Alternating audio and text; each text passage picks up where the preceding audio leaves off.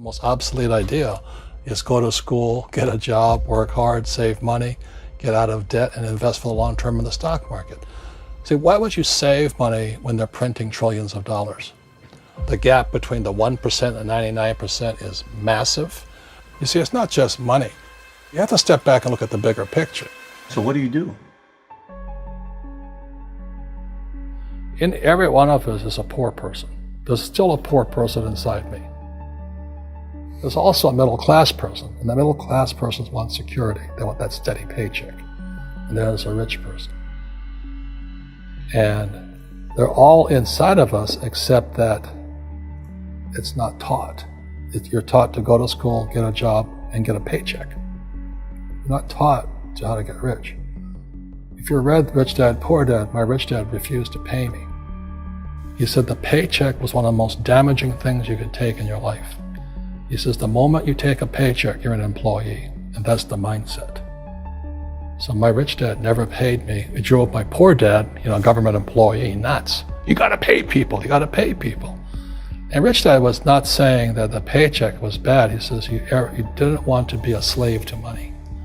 So as an entrepreneur, if rich dad folded, I just started another company. I don't need a paycheck. I don't need anybody to take care of me. If my government doesn't like me, I move to another country because they need entrepreneurs there.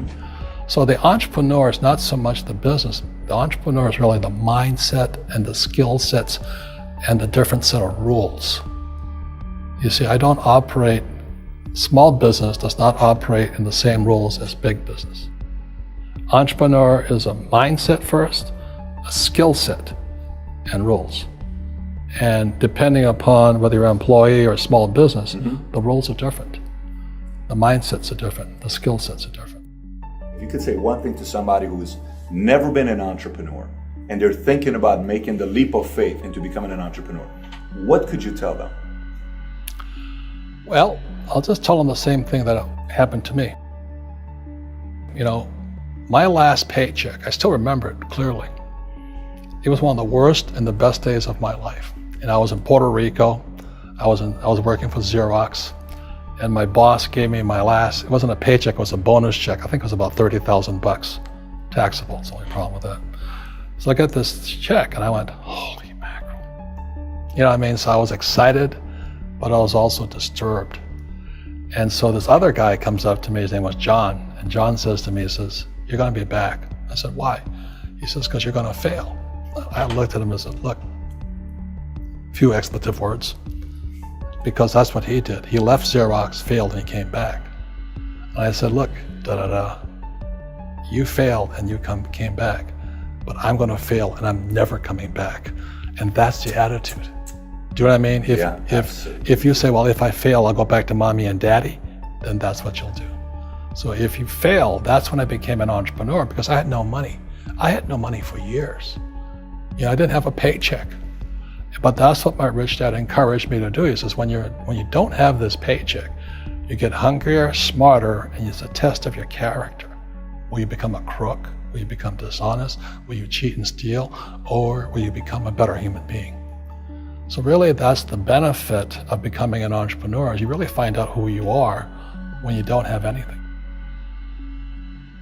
So you always have to look at the big picture. Too many people look at, well, what's going to happen to me? When you look at the big picture, you're also going to know that when something bad happens, something good's going to happen.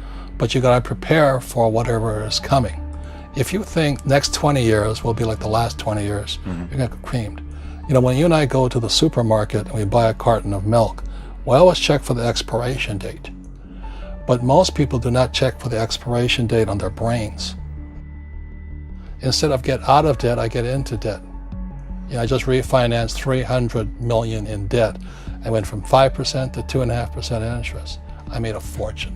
Every month, more money comes in because my cost of money has gone down. So while some financial experts are saying get out of debt, I'm saying learn how to use debt. So when I came back from in Vietnam in January of '73, the first thing my rich dad said to me was go to school to learn how to invest in real estate. It wasn't real estate, it was how to use debt and taxes. Debt and taxes make the rich richer. Debt and taxes make the poor and middle class poor. So all the rich guys who are doctors and lawyers or, those guys, they're getting creamed and they don't know why. Doctors are getting creamed. Oh yeah, they're making more money, but the take home is less. Sure. My doctor just yelled at me. He was happy. He says, "Oh, guess what? I finally made $1 million." And I said, "Yeah, this was just 3 weeks ago." And so I said, "Yeah, well, how much you pay in tax?" He says, $750,000 in taxes. So his net was about $400,000. That's not bad. But when I make $1 million, I keep $1 million. And the reason is because I don't make it by working for money. See, if you work for money, you're taxed. So that's why lesson number 1 in Rich Dad, Poor Dad is the rich don't work for money. What we do instead is we create businesses as entrepreneurs. We acquire real estate. I don't invest in the stock market. Okay? So the reason is because as entrepreneurs, I have more control over my income, how much I make, and how much I pay in taxes. And because I'm an entrepreneur as well as an investor in real estate, I pay 0 tax. So every time I make, let's say, $1 million as an entrepreneur, I immediately invested in real estate and have a 4-to-1 step up. So I put $1 million in real estate, I get $4 million from the bank. That's why I love banks. But the banks are screwing everybody else, terrible, but it's good for me. That's why you say when you print, it's good for you, but when you print, it's bad for people that work for money. Because when you print, savers get creamed and people who work for money get creamed. When they print, debtors get rich. You see, debt and taxes make the rich richer, and debt and taxes make the poor middle class poorer. When we have obsolete ideas, we get obsolete results. So what's happening for most people, the idea of going to school, getting a job, working hard, saving money, getting out of debt, buying your house because it's an asset, investing for the long term, is obsolete. The world has changed. The world changed in 1971 when President Nixon took us off the gold standard and money became debt. What if we get rid of school? Then what would happen? Would it be better if we had no educational system at all? No, I'm saying education is more important before. It's just obsolete. There's Moore's Law which states information doubles every 18 months. In other words, everything's obsolete 18 months. So, and this is just a recent phenomenon. So when you come out of school, you're already obsolete. And that's why I'm the old guy, I meet my friends who went to Harvard. Say, I went to Harvard. I said, yeah, that was how long, 50 years ago? Today, the banks are charging you interest to save money. In other words, banks don't want your money because they printed too much of it. And that's why there's this bubbles in stocks and bubbles in real estate and all this. People are dumping the cash because, as I said in here, savers are losers and cash is trash. And yet people are, well, I want a high-paying job. Well, that's an obsolete idea. Get out of debt is an obsolete idea. You should learn how to get into debt, how to use debt to get rich, and they'll never teach you about taxes. The reason the 1% is way up here and the 99% are going this way is because when you print money, 2 things happen: inflation and taxes. It's going to crush you. And any entrepreneur thinks, I'm just going to make money, I'm going to start a business and make a lot of money because of what we talk about. They really have got to smell the roses, man. That's not what the real entrepreneurs are doing. Most entrepreneurs, there's 28 million small business owners in America. 24 million are what are one-person entrepreneurs. They're called non-employee entrepreneurs. So and that's what happens is when people don't really understand what an entrepreneur does. So most big people are self-employed, but they're not really entrepreneurs. The self-employed pay the highest taxes of all, and nobody tells them that. Yeah, it's also called the entrepreneurial spirit, but what we were actually talking about was there's no such thing as a bad economy. There's the external, you and I, we all have an external economy, but we also have an internal economy, and the willpower is to change our internal economy. So for me, I can see the good and I can see the bad. I don't really give a damn because I'm going to be rich anyway. But a poor person with a poor personal economy, all they're going to see is a bad economy because they don't know how to make money in any economy. And a middle class person, they have a middle class economy. What they want is a nice house, a steady paycheck, and the job and the car. And so when you take their job away, to them, that's disaster. Well, since an entrepreneur doesn't have a job anyway, it's no big deal.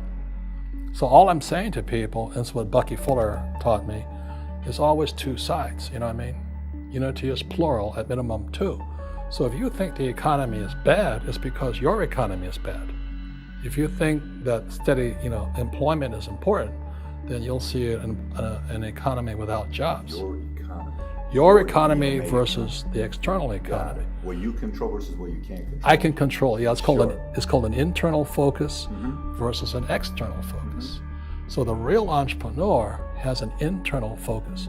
That if they fall down, they say, "Oh, this is good, because I'm going to go up higher." The average person will fall down and say, "Oh, I'm going to take some Prozac," or somebody has a mistake. "Oh, the mistakes don't matter." Well, mistakes matter. It means you didn't know something.